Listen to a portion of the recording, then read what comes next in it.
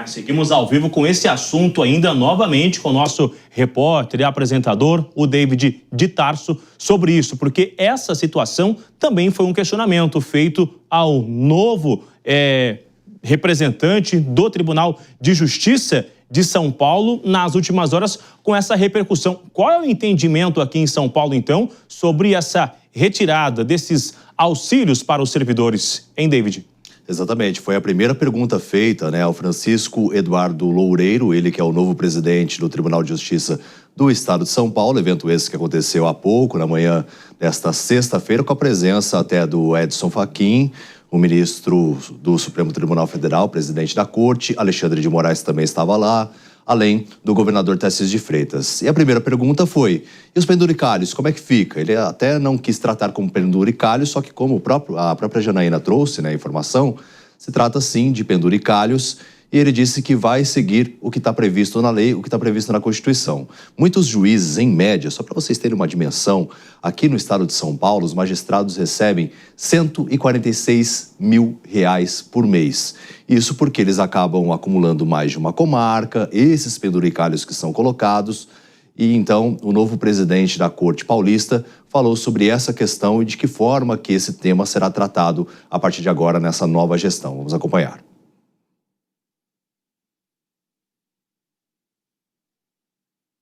A gente continua a repercutir. Toda a política salarial, e essa é a palavra correta, da magistratura, ela é nacional. Ela não é local, ela não é paulista e nem de qualquer outro estado. E nós sempre pagamos somente e tão somente aquilo que é autorizado ou por lei federal, ou por decisão do próprio Supremo Tribunal Federal, ou por resolução do Conselho Nacional de Justiça. Portanto, uma decisão que diz que nós devemos pagar aquilo que está de acordo com a lei e com decisões do próprio Supremo, para nós não provoca nem surpresa, nem qualquer tipo de alteração. Nós vamos continuar, como sempre continuamos, a cumprir aquilo que o Supremo determina. Mas aí precisou a intervenção do ministro Flávio Dino para que realmente derrubasse e colocasse os três poderes em ação no prazo estabelecido para que medidas sejam tomadas quanto a esses penduricalhos.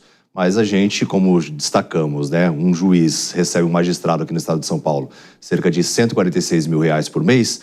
E aí eu até questionei, falei, o Poder Judiciário é um dos mais caros do mundo. A gente repercute isso com frequência aqui na Jovem Pan News e causa muita indignação perante a população, porque muitos processos não andam. Quando a gente precisa da justiça, do Poder Judiciário, realmente tem muitos processos que vão se avolumando e não avançam. Mas ele disse que se for no comparativo de trabalho, ou seja, na efetividade que cada juiz tem, normalmente eles analisam mais de 3.200 processos, julgam essa quantidade todos os anos. Ao longo de 2025 foi assim, por exemplo.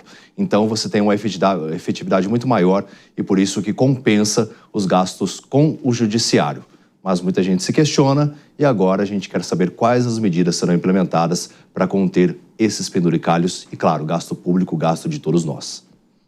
Pois é, David, e continuando nesse assunto, você também trouxe para a gente aí nessa entrevista que há uma possibilidade de acontecer uma possível reforma do funcionalismo público e como que essa decisão afetaria o pagamento dos subsídios, por exemplo, no judiciário?